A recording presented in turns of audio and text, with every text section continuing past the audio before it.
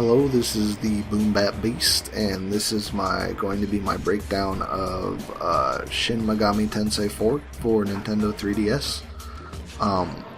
This is Mega Ten 4. I would be lying. I feel like I am obligated to tell you at the beginning of this that I am, and have been for quite some time, a large Mega Ten fan. I really like the series. To be honest with you, I am also very aware of the things in the series that are I'm willing to overlook for the things in the series I like, because it's definitely not a series I would recommend to everybody. There's some pretty good instances in most of their games of not great game design. So just saying before. But this is, fuck all that, this is Mega Ten 4, this is the new one. It just came out a little while ago. I wish it was, I got this done earlier, but, whatever. It's a breakdown. It's like, I assume you played the game. And if you didn't, I don't think I will do spoilers. I'll figure it out later. But yeah, I'm going to talk about it. Usually what I'll do is I'll do pros and cons. My first pro, and this is from a perspective of someone who's played almost every game in the entire series, including the ones that never made it here, and when I say entire series too, I mean spin-offs. I don't just mean, the three of them, all three of them, woo! But this is a huge pro for me, is that they breathed a lot of new blood into this series with this entry. They really did. And I think that's really cool. I was really excited to see some changes to things. And I'm glad to say that, to me, they didn't shake up anything that cemented the series as something I really loved. And that's good. They handled it carefully, delicately, especially for all the changes they had for the people that came in. The people, they changed the fucking artists, they changed the music, a lot of the game designers, things like that. It was a very a lot of the people who were really connected to the series in terms of like Shoji Meguro and Kazuma Kaneko and things like that, weren't I don't want to say, I don't know, I'm not sure how much involvement they had, but I don't think it was a lot at all, if any, in this one. And that was really scary. I'm not gonna lie, that was really scary as a fan of the series. Whenever I hear shit like that, I'm always like, I don't know about this shit. But you know what? I think it really paid off in this one, in a lot of ways. So yeah, that's a pro for me. The next one would be, it was, I really, this is definitely a pro for me, but it was really interesting to see some new demon designs from another, artist's perspective. Even if they weren't all amazing. There were some that I didn't like as much, or things like that. But it was just cool. It was one of those things, because the thing is if you played Mega Ten for a long, long time, you'll start to notice that, the same demons, the same stuff, and that's cool. But it's nice to have some kind of different. It's cool to have someone else's interpretation of them. I thought that was really cool. So I liked that. Another one, okay, let's see. Inheriting skills. I really like the way that you inherit skills in this game. They've tried a lot of different things, and I really like this one, which is, the way it works is that you will level a demon up, and when it learns all of its skills that it can possibly learn, it will whisper to you. It's called demon whispering. And it will be like, hey buddy, what's going on over there? And it will tell you all of its skills that it has, and you can select from them and add them to your skills. And there's also, in this particular game, there's plus skills. So you'll, let's say you already have Bufu, and you whisper to a demon, and that demon has Bufu. It'll automatically do it, but it will give you Bufu +1. or +2 or plus, there are however many pluses up to the max, and that actually affects different things. Most notably to me was how much MP the skill would cost. It usually reduced it by 1 MP every time you relearn that skill. So it was really cool because you're constantly learning skills. You can constantly try new skills, change them up. If you don't like them, you can overwrite them with other skills that you already had by, re-getting that demon and leveling it up 2 times. It's not fucking hard. It was really cool. I like that. It let you have a huge amount of diversity on your character quickly, and that was cool to me. Which, if anyone's played Mega 10, you'd know that a lot of it is about spell variety, and it's one of the few series where it's not just oh, get this and that's the best thing to have. It's best to get all fire magic. You want a balance. You want all kinds of different shit to hit all kinds of different weak points and things like that. So it's cool. Let's see. The thing in this game to me is that what it seems like they did, and this goes with my first one about them breathing new blood into it, but it seems like they try to take out everything in this series that is a barrier to fun, and I fucking dig the hell out of that.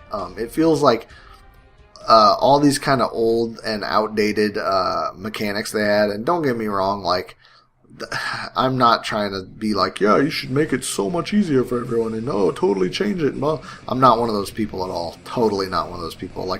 I'm usually on the other side of that argument, but they didn't do that. They didn't fuck with the stuff that shouldn't have been fucked with, in my opinion. They fucked with the stuff that they needed to change, or that, in my opinion, just wasn't fun. It was parts of the game the game series that I was never a big fan of in the first place, and they fixed a lot of what I don't like things I don't like about the Mega 10 series, and that was fucking cool to me.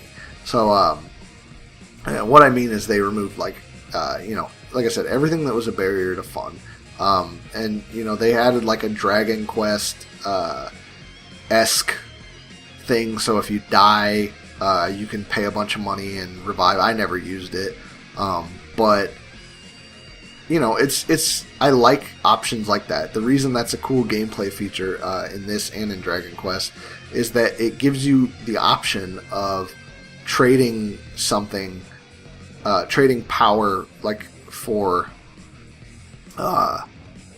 your punishment.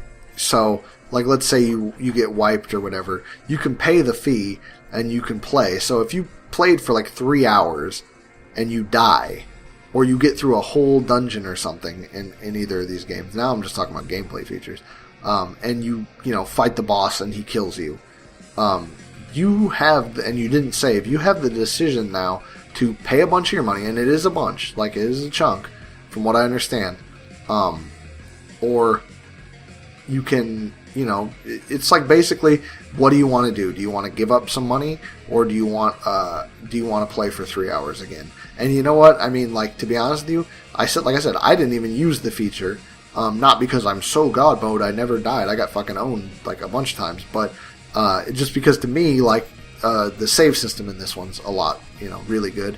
But I never had to use it, or I never chose to use it, because it was always the trade-off isn't worth it. But the fact that there was even the choice there, I really like that. That's cool. That's a good gameplay feature, in my opinion. I'm trying to think of good examples of what I mean by taking out the barrier, taking out everything that's a barrier to fun. Just in the way that you learn skills, the app system, I don't know. I'll get into it more. I'm sure most of these pros are that stuff. The app system, I really dug this. I like this too.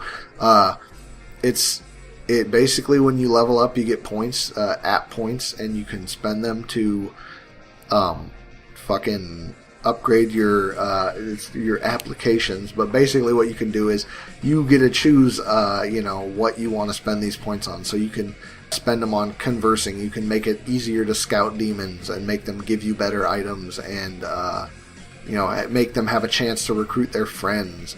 You can reduce drastically the cost it takes to summon from the compendium, the demonic compendium. You can make it so that every time your demons level up, any of your demons, they get an extra stat point in particular stats. You expand your own amount of skills, how many skills your demons can have, how many demons you have, all these things with that points. And it's fucking glorious. I really liked it. It was cool. It was something I really enjoyed, and I hope that they use it again at some point. I don't know. I really liked it. And it made to me, it made the contact system in this one feel better because of that, because there were more like in-depth options. You could fucking, swindle, like fucking shake fucking people down for money and shit. Like, it was just cool. I dug it. Let's see. Yes, this one. Even though this, I guess, kind of is one of my cons in a way, I'll talk about later, but the dungeons no longer feel like they're confined to dungeon maker tools. What I mean by this is the maps are more dynamic. It's not like in past Megatens where everything is like clearly a square or a certain, like everything's kind of like drawn out on graph paper or super symmetrical and things like that. The dungeons are a lot more like shapely. I don't know what the fuck I should even say here, but there's just they're a lot more varied and well, not varied. What the fuck is the word I want? There's a lot more to, like, the areas are more, I don't know, like they more realistic dimensions on the areas. And you can, the other thing is that you can look up and you can look down, and you can like look up and go into vents, or look down and go into fucking holes in the wall and shit like that. That's fucking awesome. I really dig that, especially for a game that's all about dungeon crawling. Like, yeah, okay, that wasn't trying to be a pun, but I guess it was. But you could, it's just cool that there's more exploration to it now. It's like, oh, you can go here, you can go up here, you can go down there. Everything looks, it's not like, oh, cool, is that straight corner I wanted to walk to last time? It looks more like what they're trying to convey. Yeah. The next thing is the battle system is a nice step in the right direction to me. I'm glad they brought back the press turn. I really dig it. I've dug it since they fucking started it on Nocturne. It's fucking awesome. Smirk is a pretty cool feature with it, to where now if you get a press turn, which means, you exploit their weakness, you crit them, you dodge them, something like that, your characters have a chance to smirk, and when they smirk, it basically means that their next attack, they're gonna dodge like almost everything, and their next attack is gonna fucking seriously rape something. So that's cool. I dig that. It's an interesting feature. And I know there's something, I forget what it was, but it only ever happened to me once in my entire playthrough. But if all your characters smirk at once, shit gets fucked up, if I remember correctly, or you get healed or something. It is cool though. I really dug it. And then the other thing is, like, I'm going to be straight honest with you. When I saw the previews of the game, with the first previews, and it went from 3D to that 2D battle, I was worried. I was like, oh shit. And I like 2D battles, don't get me wrong, but it's just one of those things where it's just like, I don't know about this, man. Like, they look kind of shabby in those first videos to me, but man, I'll tell you, I honestly prefer it to the 3D battle system after playing it. The fucking the shit looks amazing, and the finish, like when you fucking like kill something with a certain damage type, it has like a finishing animation to it, and dude, it's so satisfying. Like, you just fucking, like, if you're something that's, you kill something with a gun, it'll just blow a bunch of bullet holes in them, or if you hit them with like a physical move, their fucking body will like swell up and pop, or if you electrocute them, they'll electrocute, or derp, or if you like hit them with wind, that'll blow them away and shit like that. Ice, they'll freeze and shatter. It's cool. I really dug it. I think that the battle system was fucking superb. This one is such, just me being a fucking geek, but there's a part where you can get the Demonica armor from Strange Journey, and it's fairly early in the game, but man, that shit was geek factor times a million for me. I thought that was so awesome. And that's I don't even know why the hell I just listed that as a pro, but I really dug that. That made me fucking smile big, like a big nerd that I am. Well, I'll talk about that one a little later because that's a big point and it has good and bad to it. This is one I never thought in a million years we were going to see another Megami Tensei that was kind of set in a similar world to 1 and 2. I don't know why I didn't. It was probably just from where the series is headed, but this one kind of is, and it was really fucking cool, and it was badass to see it all in nice 3D graphics. I like that. I like the world, the Neo Tokyo fucking ultra apocalyptic shit. The quest system, there's pros and cons to this, but overall the quest system, it was better than Strange Journey, and this is where I'm just comparing it now, like to the last game that had that I can think of. And it was better than Strange Journey's quest system, in my opinion. And I think that they kind of figured out what they were doing, what they wanted to do with it. I like the quest system. I think there were good and bad things to it, but overall it was a step up from the last couple games, or the last game rather. Another thing is, like, this is yet again a direct comparison to Strange Journey because that was the last one in the series. The game is a lot less methodical than Strange Journey was. It's definitely more on the side of like the Nocturne spectrum, where it's linear, but like there's a lot more like running around and world mappy type shit, and it's not so much like, all right, go to this place. Okay, now go to this place. Okay, now go to this place. In terms of like, go to Dungeon 1. Now walk all around Dungeon 1. Now go to Dungeon 2. Walk all around Dungeon 2. Which wasn't a horrible thing, don't get me wrong. I liked Strange Journey to an extent. But I prefer this kind of shit. So that was a pro for me. I like that. The other thing is, let's see. This is, yeah. You'll hear my con on this one too, but the voice acting on the main characters, the main, I'd say four characters, is good. I liked it enough. And I really, I think that Jonathan and Walter and Isabeau are cool characters, and they're believable, and I cared what happened to them, and that was cool. I liked that. So I like the characters, the kind of law chaos representatives in this particular game. They were cool, and the voice acting, like I said, for them was good. Let's see. This is another one I should have talked about earlier when I was talking about the barrier to fun. Being able to just give the demons the skills you want. In the past games, you would sit there with your fucking in your fusion screen and like back out, go in, back out, go in, back out, go in. Try and get all the skills that you wanted to line up and get them all nice and crispy on your little demon menu. And in this one, it's just like, you know what, fuck that, because it's old and it's outdated and it's a shitty mechanic. And it is. And they're just like, you just take the skills you want from the two demons you fuse, put them together however you want, and there you go. And dude, amazing. Like, it's just a quality of life change. Like, it's nothing huge, but I really liked it. I'm glad they added that. And like I said, it removes the barrier, a lot of the barrier to entry and the barrier to fun in the series. Let's see. I already said this. Why the fuck did I write so many of these twice? The new demon designs are interesting. I kind of talked about that a little bit. There's some really cool ones, and there's some that are just kind of meh. But I don't know. I liked them. I was happy with them. I already said that. I like battles more than the 3D games. This one was really cool too. To me, as a fucking fan of the series, they took the contact system, which is when you talk to enemies, which has always been a huge part of the series.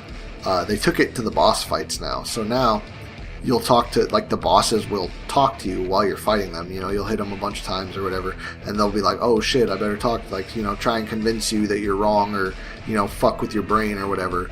And so when they do that, you can actually your response depends on, or doesn't depend on, your response will change what happens. Like, you can say certain things, like, or do certain things, react to things certain ways that give you a benefit, or that give you a negative benefit or negative.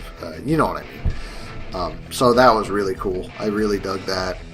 To just, touch and press more on that contact system. This is actually, this is definitely a pro for me, even though there's cons to it, which I will probably talk about. The game is much shorter than standard Mega Tens. I believe I beat this one in close to 40 hours, and I mean, I fucked around. Like, I just enjoyed the fuck out of it. But I think it was closer to 40 or 30 to 40 hours, and to be honest with you, man, I fucking loved it. There's a problem with that I will discuss in the cons, but the game being shorter overall, I really like. Like, I think that I don't think most RPGs really need to be as long as they try to make, because there's just so much bullshit filler, and like, oh, now we have to go here for X reason, now we have to do this for X reason, and it fucks the pacing of the story up, and it ruins stories, in my opinion. And for the game to be shorter, it's awesome. I just love it, especially with the fucking extensive New Game Plus shit they have in it. So yeah, the game is much shorter. That's cool. That's a plus for me. I'm sick of fucking games that are long for no reason and just chalk a bunch of filler bullshit into them. So this one was fucking huge too. The multiple options for New Game Plus. New Game Plus in this game is fucking beast. There's, let's see. There's 2 versions of New Game Plus you can do.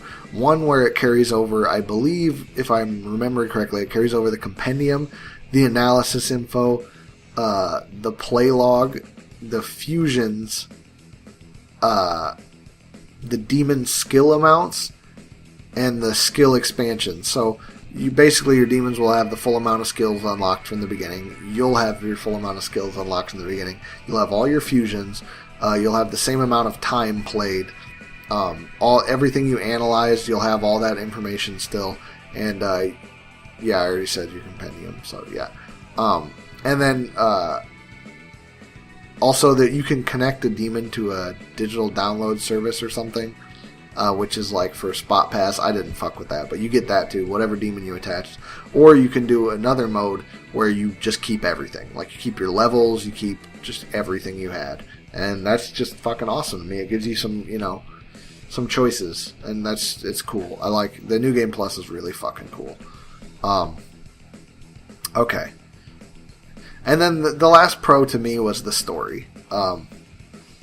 And this is a pro and a con. Like, this, I'm kind of neutral on the story. Like, there are big parts about it I liked, and there are big parts about it I didn't like. And, yeah.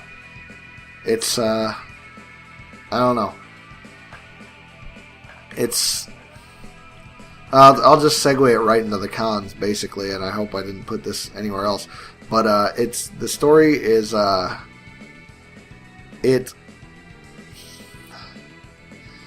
like I said, the game was shorter, and that's a good thing, and that's true. But one of the bad things about that is that the story in the game isn't any more focused. Like, they didn't do what I was saying earlier, where you make the game shorter, you cut out all the filler bullshit, or the shit that doesn't really need to be there. Well, they didn't really do that for this game, so in a way, like, especially if you're a longtime fan of the series, or you're used to the series and how long it goes, and the way they tell stories, it doesn't feel like a rip-off, but I was definitely kind of disappointed when I found out that it was the end of the game, because it felt like there should definitely be more to the game, in my opinion.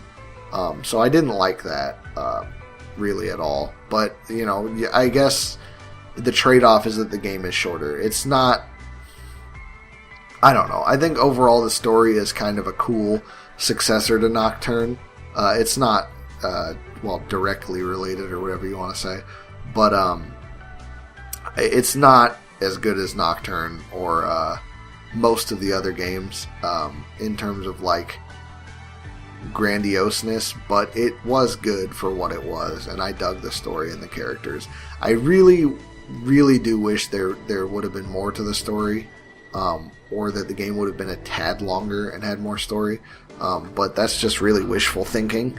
And for all the gameplay, the good gameplay changes we got with this particular one, it's something I'm willing to kind of concede on.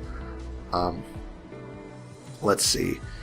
Yes, the cons. Though the first the first con, oh my god, this one's a huge one. I wrote this. It says map, comma, dear God, what a ball drop. There's no world map in this game. And I don't mean that in the sense that you can't go out on a world map scale and walk around on a world map. I mean, when you're out there, there is no, like, annotated... Is that even a fucking word? Annotated? Maybe, I don't know what word I'm thinking for. There's no map. Like, you got a map on your screen, but you can't, like, on your bottom screen, but you can't see shit on it. Like, you can't see shit. Like, you can just see a bunch of little spots, and it doesn't tell you what they're called. And that shit just... I will be honest with you, like, if it wasn't such a simple thing, like, I could just go online, like I did, and find, like, a little, map with the key, and it says, what all the places are and things. And that's all it says, just what all the places are. That would have been a pain in my fucking ass. I would have not have liked that. And for a lot of people, like, I'm pretty familiar with Japanese, but I think a lot of people aren't. And especially, like, if you're trying to make new fans, and everything in this game, it's Tokyo, so everything has a Japanese name. And when you're not familiar with the language, it can sometimes blend together. So, they're like, oh, hey, go over to Shinjuku and then take a ride at, fucking Hachinko, and when you get to Shibuya and XYZ and, Ikebukuro, and that fucking confuses people. Like, it doesn't confuse me, I know it, but at the same time, like, there's no fucking world map, so that confused me. So, it's not... Yeah, that was a huge, they dropped the ball hard on that one. Like, that was a really dumb thing not to have in the game. Really, really simple thing to have, and that just sucks that they didn't have it. So yeah, if you are going to play this game, or you haven't already played it when you're reading this, or listening to this, or whatever the fuck, you definitely go online and see if you can find a map, like just a little JPEG of a map, no spoilers or anything, and just, keep it there for yourself, for when you're going to play it, or, especially if you're going to take any time in between playing it, not just play it straight through. Let's see.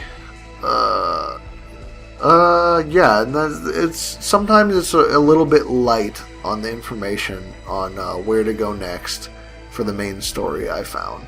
And that really, to be honest with you, that could tie right into the map thing. Like, I think it's not necessarily light on where to go. It's just that it'll be like, oh, go here, and it's like, it's to the east or something. And maybe if you had a map, or you had, like, more of a, which is funny because the dungeon crawler is known for just looking at maps. I think that would be cool. But it doesn't, so that gets a little frustrating, I think. Another thing about this game is that it is very slow to pick up. The beginning, I would say it's similar to, like, older games, which shouldn't surprise anyone who's familiar with the series, in that, you have to sit around and you have to kind of fucking inch by inch discover the first dungeon, and kind of, like, go back and heal and come back and get some demons, go back and heal, come back, and to be honest with you, I know a lot of people probably hate that kind of shit. I liked it, although I will say, like, it is a little slower than other games in that aspect. In terms of the story, it's kind of slow to pick up, and that ties into what I was saying earlier about I feel like the story isn't as, like, compressed as it should be for how short the game is. But I will say it's rewarding when it does. When you finally get, to Tokyo, and the game opens up, it's very fun. It's just like, oh, sweet, fuck yeah. But I could see like I said, the beginning might turn some people off. I personally liked it. Let's see. This is a very, very small nitpick. but it's just one of those ones where it's like I could definitely see people complaining about this. And it's bearable to me, but it is a little much. When you're doing the fusion menu, when you are registering, I think it's when you're registering demons to the compendium, which I don't know how other people play these games, but I do that shit all day long, like always. Every single time you do it, the little guy there will like say some crazy shit and be like, "Oh, really? Oh, you want to do that? Oh, really? Sweet. Oh, cool. Demons in the book." And like, it's just if you're registering a fucking ton of demons, it's like, really, like, did you really need to do that? And like I said, it's very, very small. It's just a silly little nitpick I had. Let's see. This ties in, like, while the main characters were voiced pretty good, some of the voice acting is a little fucking, like, this is one of the things that always kind of bug me. Like, it's acceptable in Persona, because Persona is kind of more, like, lighthearted and like, oh yeah, sweet, eh. And, I mean, okay, the ones where they had voice acting at least. The other ones, you know, they're dark as fuck, and that's awesome. But there wasn't voice acting in those games. And, like, you know, it's a little bit more acceptable in my mind in Persona because, you know, like I said, those are all like lighthearted and shit in their own special little way. But in this, some of the voice acting is just kind of like hammy and like kind of spotty, like the fucking Navarre dude, one of the original OG samurai dudes. Well, not OG, but you know, he gets it with you. It's just like these generic fucking anime like Team Rocket voices. And, you know, or like the thugs are like, "Hey buddy, man, I'm gonna hit you with a pipe," blah. Like that shit, it kind of, I just kind of don't like that in games like with serious themes. I mean, who am I to say serious themes, I guess? I could see some people playing this shit and just be like, this is retarded. This is child's play. But, to me, in a game that's like kind of like scary based, like, make you think kind of world, I'm not a big fan of it. Let's see, the endings are I don't know really how I feel about them, if they're good or bad. They're all right. They kind of leave a lot to be desired to me. And now, to be honest with you, I've only seen 2 of them. But, I don't know. There's also a particular point in the game where you can end it a little earlier if you do, like, a specific thing. And to me, my natural instinct was that specific thing. I thought that was like, oh, well, I'll do this. And that's, like, one of the endings where you don't fight any boss or anything like that. And, that kind of sucked, because to me, I really wish that would have been a fully fleshed out ending with some boss and path and stuff. Because that was, like, I played, like, when I play games like this, I roleplay. Like, when you know, I play them like I would play them. Or I don't roleplay, I play me as that character. So I pick the choices I would pick. So when it leads me down a path of being like, oh, well, it's not saying your choice was wrong, but it's like, hey, well, if you wanted to fight an end boss and have, like, an end dungeon or something, then you should have picked something else, fucker. That kind of sucks. I'm really not a big fan of the alignment system in this particular game. Usually in Mega 10, there's a much clearer way to get certain alignments or to get neutral by just, you know, being neutral to the choices you're given. And the thing is like, I'm not one of those people where I'll play through a game and I'm like, yeah, now I'm going to be the bad guy. Yeah, now I'm going to be the good guy. Like I said, I just play how I would play. And usually in Mega 10 games, that ends me falling on neutral. Almost always. And in this game, I didn't get the neutral ending. Because it's like ridiculously crazy to get, apparently. And maybe they found out by now, like, I don't know, this because I played this a second ago.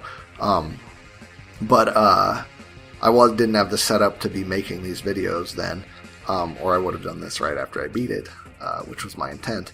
But at the time, I would go online and people hadn't even figured out, they hadn't even figured out, like, the actual, like, directly, like, they couldn't tell me how to get neutral, or other people, like, they couldn't say, like, this is how you get neutral. They could give you a rough outline of, like, oh, well, you're supposed to do this and then do that, and then when they ask you to do this, you do this. And, like, that's I don't like that. I did dig that neutral, chaos and law in this game were represented. They had a much better representation of what each is, I would say, than like Nocturne or the past games in the series, where they're kind of like, they've always kind of treated like, and this is coming from someone who totally leans toward chaos. Like I am way more chaos than order in not in video games, but in real life, in the way I view the world and my philosophies. But they try and represent chaos as too good. Like not too good, but they play it safe. They're like, oh yeah, chaos. Oh, it's not that bad. Like, I guess this is kind of bad about it. And they kind of play up like the problems with law, which, you would think I wouldn't have a problem with. But at the same time, like, I don't like that kind of, I don't even know if I want to use the word misinformation, but I like for people to know both sides of, the coin. That's why I do shit like this. And that's the kind of person I am. I like to see everything. I like the truth. I like the good and the bad. And, and they also say, the neutral shit, like, you can't keep doing this shit. It's one of the reasons I really like, the Witcher series, is that to me, they represent their choices really well. And give you the bad and the good of both of them really well. This one has a much clearer representation to me of all the sides of the spectrum, and that's cool. I dig that. So yeah, this is the last one I have. I'm gonna see if I can think of anything else, but the DLC angle in this game, like, is, I'm sorry, fucking ridiculous. It's just stupid, and I cannot stress this enough. Like, why the fuck would you make DLC for this game? Like, why? Like, of all the types of game, like Japanese RPGs, just so dumb. Like, add nothing. Like, just put it in the fucking game or don't. Like, and people can be fucking DLC champions and love the fucking anti-consumer shit all they want, and that's fine with me. You know what I mean? Like, I understand there's some good DLC, because to be honest with you, the idea of DLC is a good idea in ways. Okay, and to me, it comes from like old PC games and things like that. But it doesn't need, expansion packs is what I mean. But it doesn't need to be in shit like this. It just doesn't. It's just stupid. Has no place. To me, DLC has very little place in console games. I don't know. I really just fuck DLC. Yeah. Okay, so I actually thought of two other things. Like I said, if I could think of anything else that I would add to this. So if the audio is a little bit louder or quieter, I apologize. But one of the biggest problems to me with Strange Journey was that the main character was like way too weak. And in this game, I feel like the main character was actually a little too strong. Like, it's good that he feels powerful. That's a good thing. Like, I feel like they really need, like, you want your main character to feel like a strong character, especially if he's taming a bunch of demons and fuck the world up. But he feels just a little too strong. Like, Strange Journey felt way too weak, but the one in this feels just a little too strong to me. I feel like he should be stronger than the demons, but not just like a whole tier above them, like he ends up kind of feeling. And in a way, it kind of ended up making some of the boss fights feel a little easier near the end, and that, like I said, a lot of that might just be because I'm a huge player of the series, so I know the series, I know what kind of skills I want, I know what kind of build I'm going to do more off the bat than most people who aren't familiar with it, but I still think they should have toned him down a little bit. So yeah, that, and then the second thing is that and this is because I had to record the Nocturne footage for this because I don't have the capture card, but it does lose, and this is because it's a different type of game. Like, in my opinion, the original Shin Megami Tensei and Shin Megami Tensei 2 didn't feel quite as dark as Nocturne did. And even, when I say Nocturne, I feel like the Nocturne and then Devil Saga, because those came out kind of very close together, and they both had the same really, like, dark, horror-y vibe to them. And, to me, I prefer that, And even Strange Journey, kind of to a lesser extent, had that. But I actually prefer the darkness, mostly because so few games, especially RPGs, have that, have a dark, horror-y kind of theme to them. So to me, it stood out as really unique, and it was one of the biggest things about Nocturne that, when I played it, immediately clicked and was like, holy shit, I feel alone, and it's scary, and just, it was cool. I really like that feeling. And I feel in this game it does lose some of that through how the game is just naturally. So those are two I wanted to add. Okay, I lied, there's another one. I feel in this game, actually, there isn't enough dungeons. There's a lot. It's a lot of fun either way, but I feel it would have been better if there were more honest to goodness, go around and explore Nocturne or almost any of these games. The last two 3D ones I can think of off the top of my head that are more of a pure Megami Tensei feeling to them is a Nocturne or a Digital Devil Saga. Even Strange Journey, but Strange Journey was just 100% dungeons. There was no world map or anything. But I feel there should have been more dungeons in this game. And unfortunately there weren't as many as I would have liked.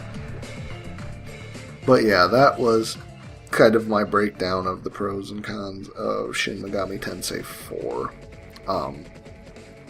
I liked it. I want to say reluctantly, I don't know. I really liked it as a game, and I think it's definitely a right step, a correct step for the series. I still I really wish there would have been more to the story. That's all I can really say about it. You'd have to play it, I guess. But I would recommend to anyone who's curious or anyone who's a fan of the series to play it. I'm sure you all already have, but if you haven't, it's really good. And to me was until I beat it, and I was like, oh, that's the end of the story. And it still is in terms of gameplay and things like that, but it was probably the best RPG I've played since Dragon Quest VIII. That I can think of, and Lost Odyssey. So I really dug it. I'm kind of all over the place because it's half of me, it's weird. It really tears me apart. It's half of me is it's so fucking good, and the other half of me is yeah, but the story wasn't, that super great. If I could get the gameplay of this one grafted onto Nocturne, I would bust fucking fat nuts. It would be awesome. But yeah, that was my that was me talking about Shin Megami Tensei 4 for a long ass time. I hope you enjoyed it. Thank you for watching. Bye.